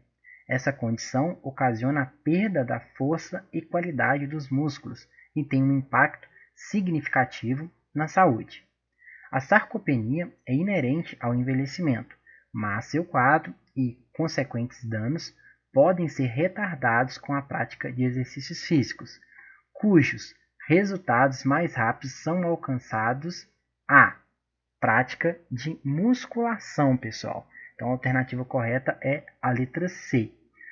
Todas essas práticas corporais, hidroginástica, alongamento, corrida e dança, fazem a gente também conseguir um aumento da massa muscular.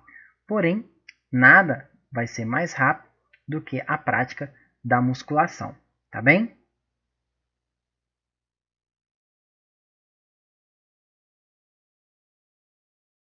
Enem 2016.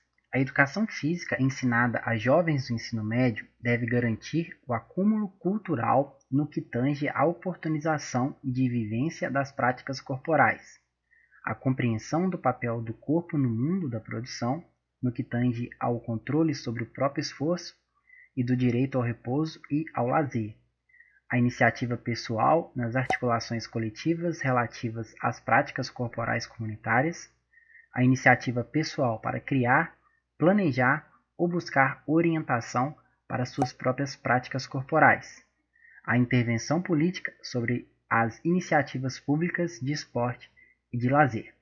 Segundo o texto, a educação física visa propiciar ao indivíduo oportunidades de aprender a conhecer e a perceber, de forma permanente e contínua, o seu próprio corpo, concebendo as práticas corporais como meios para: letra B. Atingir padrões de beleza? Não, está incorreta. Letra C. Obter resultados de alta performance? Também não. Letra C também está errada. Letra D. Reproduzir movimentos pré-determinados? Também não. Letra D está incorreta. Letra E. Alcançar maior produtividade no trabalho? Também não. Letra E também incorreta. Obviamente, a alternativa correta é a letra A. Ampliar a interação social.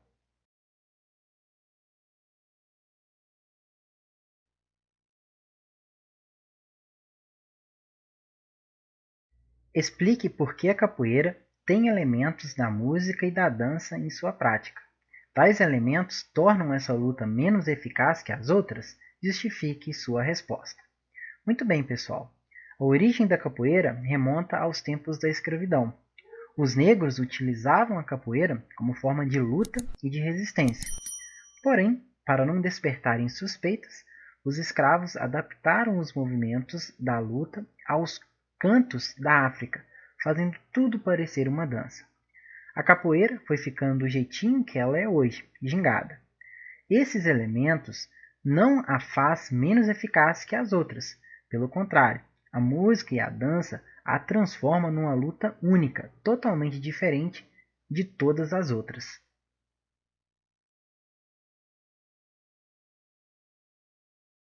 Sobre a capoeira, assinale V para sentenças verdadeiras e F para sentenças falsas. Primeira afirmativa.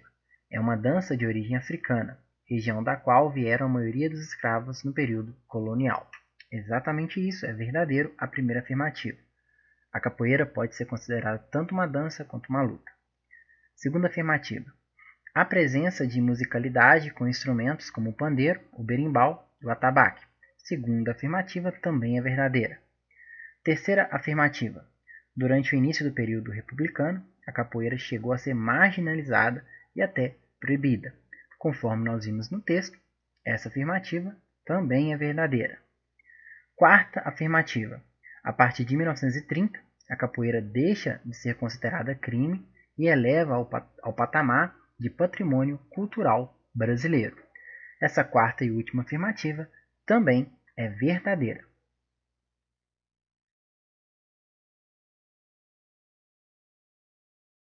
Enem 2013.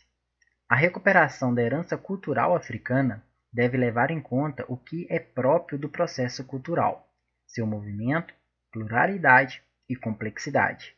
Não se trata, portanto, do resgate ingênuo do passado nem do seu cultivo nostálgico, mas de procurar perceber o próprio rosto cultural brasileiro. O que se quer é captar seu movimento para melhor compreendê-lo historicamente. Com base no texto, a análise de manifestações culturais de origem africana, como a capoeira ou o candomblé, deve considerar que elas: letra A. Permanecem como reprodução dos valores e costumes africanos. Obviamente, a letra A está incorreta, ela vai totalmente contra aquilo que a gente acabou de ler. Letra B. Perderam a relação com seu passado histórico. Obviamente não, a letra B também está incorreta. Letra D. Contribuem para o distanciamento cultural entre negros e brancos no Brasil atual. Totalmente errônea essa alternativa. Letra E. Demonstram a maior complexidade cultural dos africanos em relação aos europeus. Está totalmente fora de contexto essa alternativa E. Letra C. Derivam da interação entre valores africanos e a experiência histórica brasileira. Exatamente isso. Então a alternativa correta é a letra C.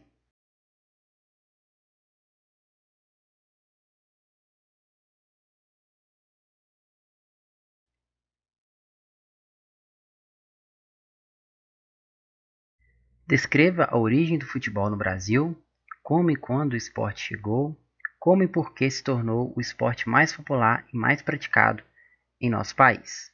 Muito bem, pessoal, vou deixar aqui um padrão de resposta, que não ficou tão curto assim, mas tudo bem, vamos lá. Futebol foi introduzido no Brasil no final do século XIX por Charles Miller, que era filho de um escocês e uma brasileira de origem inglesa. Charles Miller viajou para a Inglaterra aos 9 anos de idade para estudar. Lá aprendeu a jogar futebol e, quando retornou ao Brasil, trouxe na bagagem diversos artigos, como bolas, uniformes e um livro com as regras. Por conta disso, Charles Miller é atualmente considerado o pai do esporte no Brasil. Após a chegada ao país, o futebol rapidamente se popularizou na sociedade. Inicialmente, a adesão aconteceu de maneira elitizada, pois era restrito à aristocracia da sociedade brasileira. No entanto, com o crescimento urbano do país, o esporte popularizou-se entre as camadas populares, com a organização dos clubes de futebol. Bom, o futebol é o esporte mais popular do Brasil por ser fácil de praticar, estar relacionado à diversão, ser a representação do nosso país e por causa da convicção que boa parte da população tem que o melhor futebol do mundo é o brasileiro.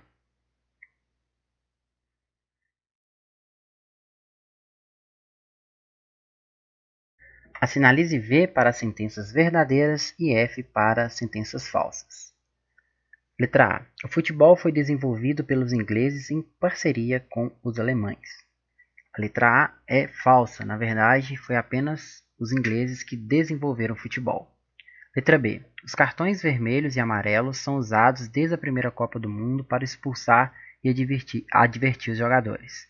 Letra B também é falsa, já que, como a gente viu no texto, os cartões vermelhos e amarelos foram introduzidos a partir da Copa do Mundo de 1970. Letra C. As equipes são formadas por 11 jogadores mais um goleiro. Letra C também é falsa. Na verdade, no futebol, uma equipe de futebol é formada por 10 jogadores mais um goleiro, o que vai totalizar 11 jogadores em cada equipe. Letra D. Um campo de futebol pode ter a largura máxima de 120 metros. A afirmativa D é verdadeira. Letra E. Ao árbitro assistente, bandeirinha, cabe somente a marcação do impedimento quando este ocorre. A letra E é falsa. O árbitro assistente, o bandeirinha, ele também pode auxiliar o árbitro principal em outras marcações, como falta, por exemplo. Então, o bandeirinha não cabe ele somente a marcação do impedimento. Ele também pode marcar outras infrações no futebol. Letra F.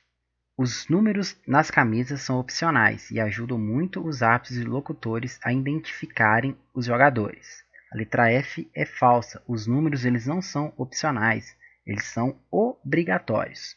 Tranquilo, pessoal? Muito simples a atividade número 2.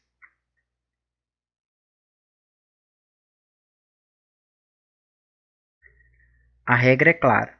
Este é um bordão muito antigo usado por um ex-comentarista de arbitragem em jogos de futebol, o Arnaldo César Coelho.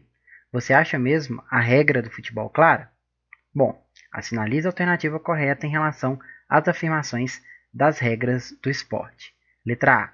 Um campo de futebol pode ser feito num quadrado, gramado de 90 por 90 metros. Letra A está incorreta, conforme nós vimos. Um jogo de futebol ele é disputado num campo retangular e não quadrado. Letra B. O cartão vermelho só pode ser aplicado se um jogador já tiver recebido o cartão amarelo antes. Letra B também está incorreta. Um jogador ele pode receber o cartão vermelho direto caso ele cometa uma falta muito dura ou caso ele agrida o adversário. Letra C. Um jogo de futebol que começou 21 horas vai terminar exatamente 22 horas e 30 minutos. A letra C também está incorreta.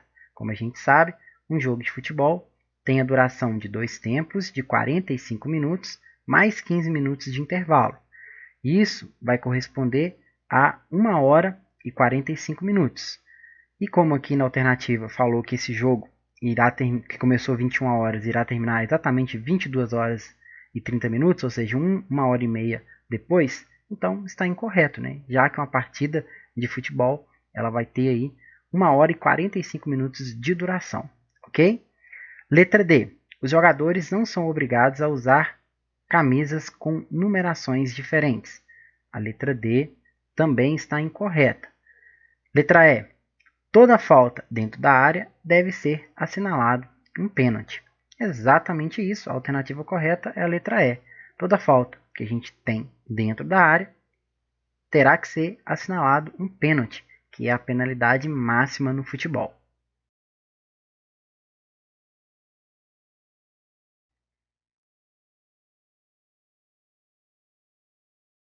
Cite e explique pelo menos 3 regras do futsal que são diferentes do futebol de campo. Muito bem, pessoal, eu escolhi aqui 3 regras. A regra do arremesso de meta, a regra do lateral e a regra do tempo de jogo, que vão diferir entre o futsal e o futebol. Pois bem, arremesso de meta. Diferentemente do tiro de meta do futebol, que é cobrado com os pés, no futsal essa cobrança é feita pelo goleiro com as mãos. Segunda regra, a regra do lateral. No futebol, o arremesso lateral é cobrado com as mãos. No futsal, essa cobrança é feita com os pés. Terceira regra, o tempo de jogo. Uma partida de futsal tem 2 tempos de 20 minutos parados. Diferentemente do futebol, são 2 tempos de 45 minutos não parados, né? No futsal, toda vez que o jogo é parado, por uma falta ou por uma saída da bola de quadra, o relógio é parado pelo cronometrista e só volta a ser acionado quando a bola volta a ser disputada em jogo.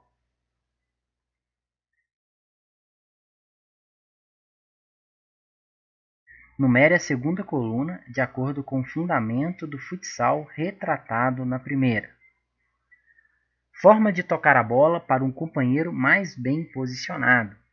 Esse é o fundamento passe. Então, número 1.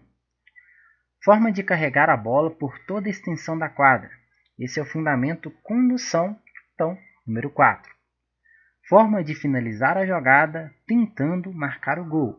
Esse é o fundamento chute, então, número 2.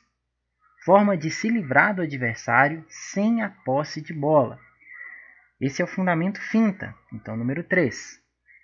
Forma de passar pelo adversário com a posse de bola. Esse é o fundamento drible, ou seja, número 5.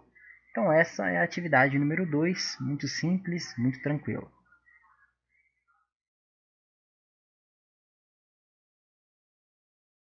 Sobre a história do futsal, podemos afirmar que, letra A, assim como o futebol, surgiu na Inglaterra como uma variação da modalidade praticada no campo. Letra A está incorreta, pois, como nós vimos no texto, o futsal surgiu no Uruguai. Letra B. A modalidade foi criada em clubes brasileiros como forma de contornar a falta de espaço para a construção de campos de futebol. Letra B também está incorreta, porque o futsal foi criado no Uruguai e não no Brasil. Letra C. O primeiro livro de regras foi publicado ainda na década de 1930, tão logo que a modalidade surgiu. A letra C também está incorreta, porque o primeiro livro de regras do futsal surgiu no ano de 1957. Letra D. O nome original da modalidade no Uruguai era Indoor Football. No Brasil ficou conhecido como futebol de salão e posteriormente teve o nome alterado pela FIFA para futsal. A letra D está correta, ok, pessoal? Então a alternativa correta é a letra D. Vamos analisar aqui a letra E para ver se ela verdadeiramente ela é falsa. O Brasil tem 7 títulos mundiais de futsal da FIFA, sem contar com os títulos de mundiais organizados pela FIFUSA. A letra E está incorreta, pois o Brasil ele tem 7 títulos mundiais, contando também com os mundiais organizados pela FIFUSA.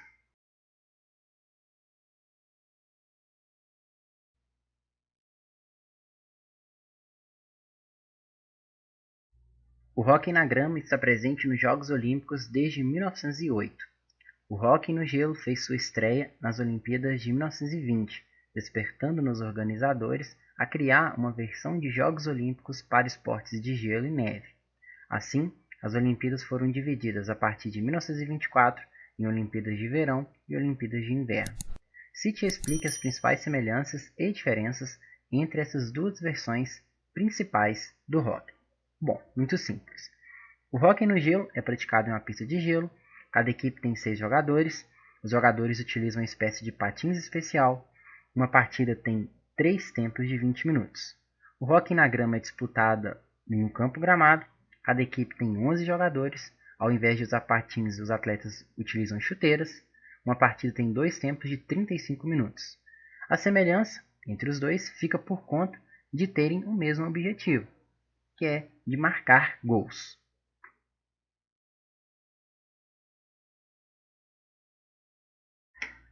Associe a modalidade de hóquei com sua respectiva característica ou equipamento. Então vamos lá, primeiro tópico. Bola de chumbo, troca constante entre jogadores titulares e reservas. Estamos nos referindo ao hóquei subaquático. Segundo tópico. Uso de patins quad. Gols pequenos, taco formato de J e bola de borracha. Estamos nos referindo ao hóquei sobre patins. Terceiro tópico. Uso de patins com lâminas, puck, disco e tacos em formato de L. Estamos nos referindo ao hóquei no gelo. Quarto tópico. Ausência de patins, gols grandes e campo de jogo amplo. Estamos nos referindo ao hóquei na grama. Quinto tópico. Ausência de patins, gols grandes e campo de jogo reduzido. Estamos nos referindo ao hóquei indoor. Sexto e último tópico. Uso de patins Rolex, puck, disco e taco com formato de L. Estamos, obviamente, nos referindo ao hóquei inline. Então essa é a atividade número 2.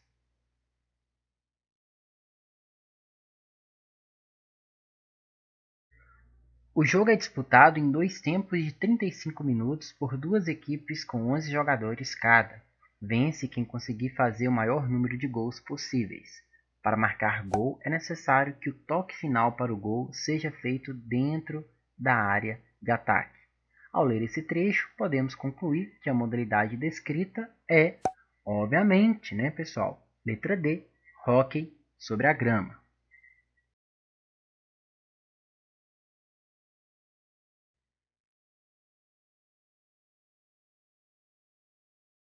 O frevo e o samba são danças e ritmos tradicionais presentes na tradicional festa de carnaval brasileira. Descreva as principais semelhanças e diferenças entre esses dois ritmos do carnaval. Muito bem. Tanto o frevo quanto o samba caracterizam por ter um ritmo acelerado e alegre. O frevo é dançado por um pequeno guarda-chuvas colorido e, diferentemente do samba, o frevo é caracterizado pela ausência de letras nas músicas.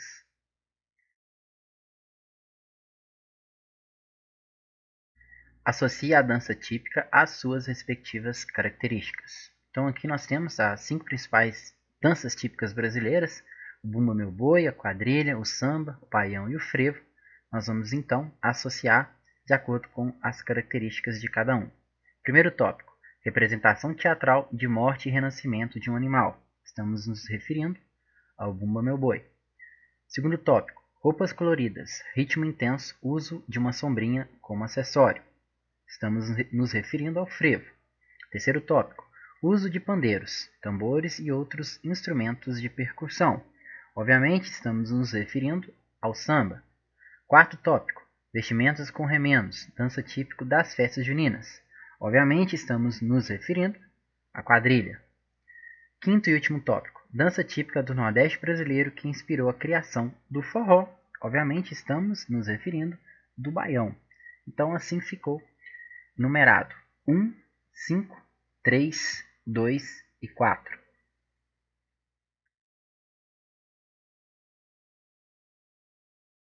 Enem 2013. Própria dos festejos juninos, a quadrilha nasceu como dança aristocrática, oriunda dos salões franceses, depois difundida por toda a Europa. No Brasil, foi introduzida como dança de salão e, por sua vez, apropriada e adaptada pelo gosto popular. Para sua ocorrência, é importante a presença de um mestre marcante ou marcador, pois é quem determina as figurações diversas que os dançadores desenvolvem. Observa-se a constância das seguintes marcações: tour, en avant, chaise de mas, chaise chevalier, cestinha de flor, balancê, caminho da roça, olha-chuva, garranchê, passeio, coroa de flores, coroa de espinhos e etc. No Rio de Janeiro, em um contexto urbano, apresenta transformações. Surgem novas figurações. O francês aportuguesado inexiste. O uso de gravações substitui a música ao vivo, além do aspecto de competição que sustenta os festivais de quadrilha promovidos por órgãos de turismo. As diversas formas de dança são demonstrações da diversidade cultural do nosso país.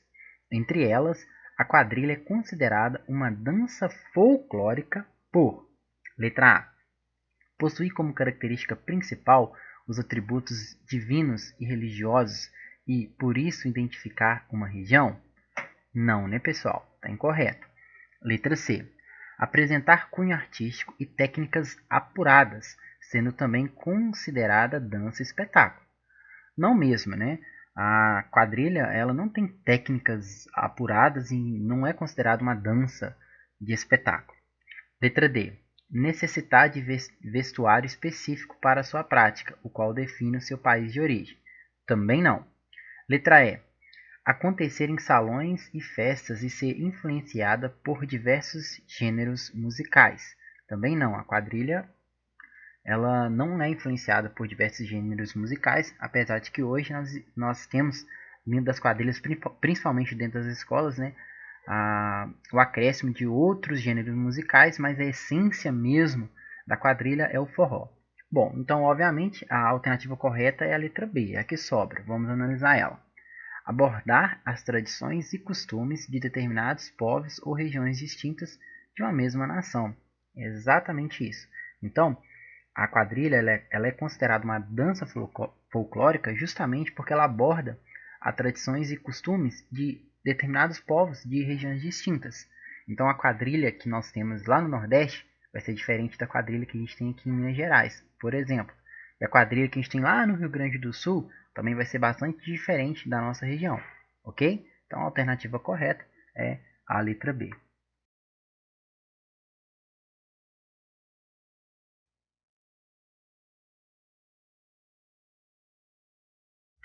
Descreva como aconteceu o processo de adaptação de esportes para pessoas com deficiência.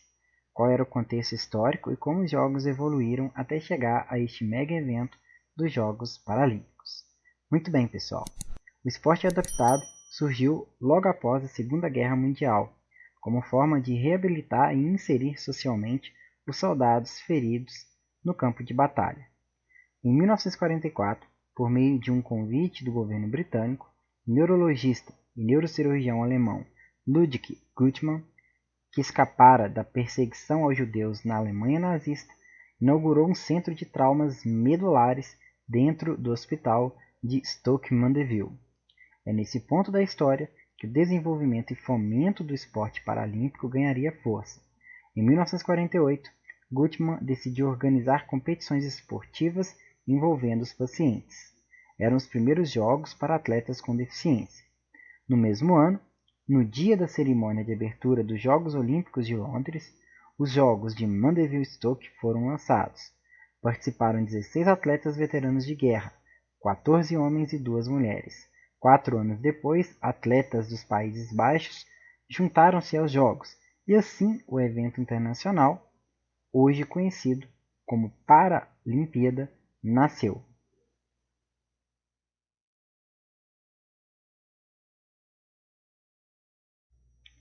Assinale V para afirmativas verdadeiras e F para afirmativas falsas.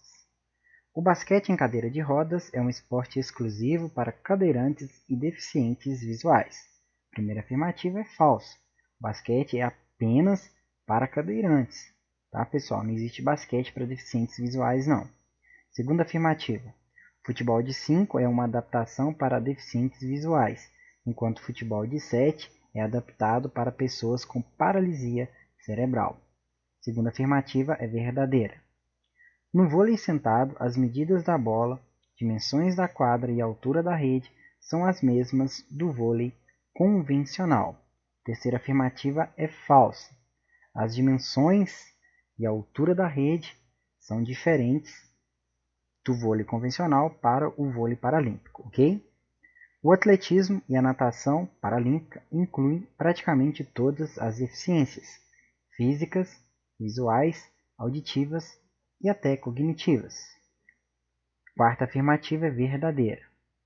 O levantamento de peso paralímpico é feito com um supino de academia, no qual o atleta deve tentar levantar a barra tirando a mesma do apoio e esticar os braços e colocá-la de volta sobre o apoio. A quinta afirmativa é verdadeira.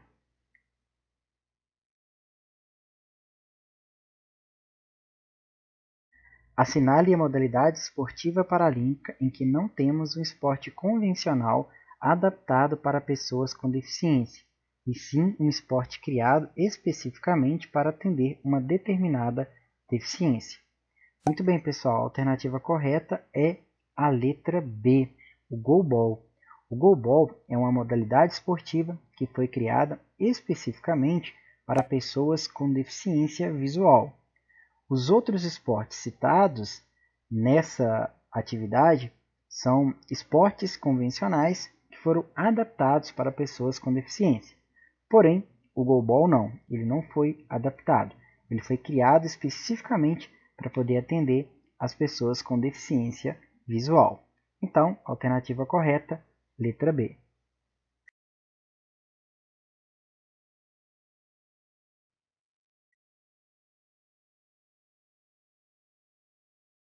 Descreva como a mídia influencia o padrão de beleza e estética. Essa influência ajuda a formar hábitos saudáveis ou simplesmente influencia na busca a qualquer custo pelo corpo perfeito sem a mínima preocupação com a saúde? Bom, pessoal, essa primeira atividade ela é de cunho pessoal, vai depender de cada um de vocês. Porém, conforme de costume, eu vou deixar aqui um padrão de resposta. A mídia, através de seus programas, novelas, filmes, séries e propagandas, apresentam pessoas estereotipadas, mulheres magras e homens fortes. Isso faz com que as pessoas acreditem que isso seja o padrão a ser seguido, e muitas vezes elas usam recursos não tão salutares para atingir tal padrão. Contudo, nos últimos anos, percebemos que uma pequena parte da mídia vem tentando mudar essa realidade, levantando discussões sobre essa temática.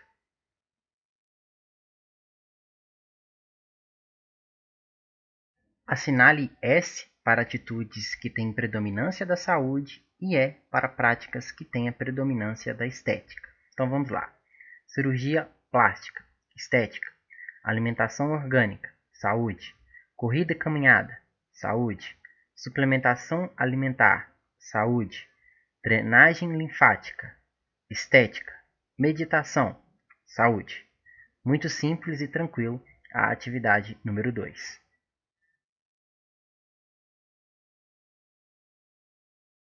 Enem 2011. Na modernidade, o corpo foi descoberto, despido e modelado pelos exercícios físicos da moda.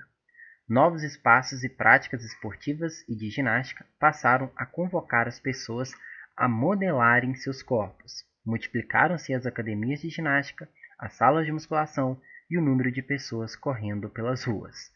Diante do exposto, é possível perceber que houve um aumento da procura por: letra A, exercícios físicos aquáticos, natação e hidroginástica, que são exercícios de baixo impacto, evitando atrito, não prejudicando as articulações, e que previnem o envelhecimento precoce e melhoram a qualidade de vida. A letra A ela está incorreta porque aqui está associando, a procura pelas academias e salas de musculação à saúde. Conforme a gente viu exposto no texto, a maior parte da procura vem-se através da estética, da preocupação com a estética. Então a letra A está incorreta. Letra B.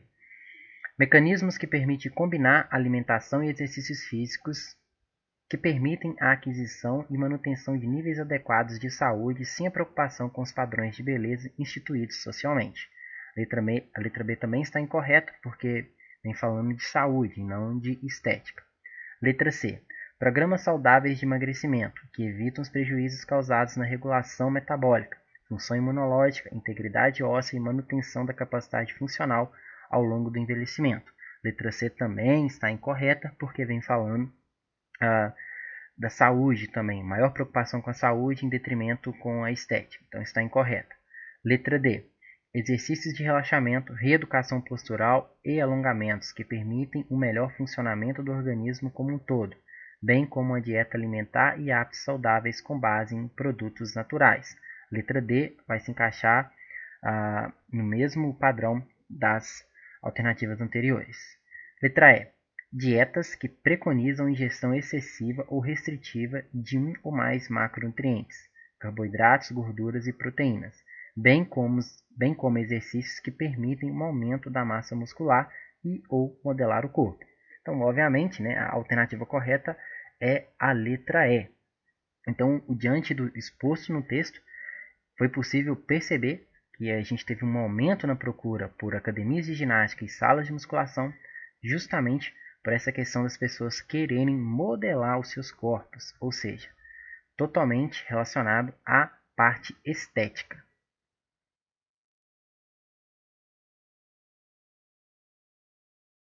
Bom, galera, assim encerramos hoje o PET de Educação Física, volume 4, e muito provavelmente esse será o nosso último PET. Acredito que ano que vem as coisas devem retornar à normalidade. Agradeço demais quem me acompanhou ao longo desses 2 anos de pandemia e peço para que não me abandone. Vou sempre continuar postando aqui vídeos relacionados ao conteúdo de educação física. Bom, então, se todo esse conteúdo contribuiu para você de alguma forma, eu peço que se inscreva no canal, caso ainda não seja inscrito, peço que curta o vídeo e compartilhe com seus amigos e com seus professores. Mais uma vez, muitíssimo obrigado por me acompanhar e eu espero vocês até um próximo vídeo. Um forte abraço E a gente se vê por aí.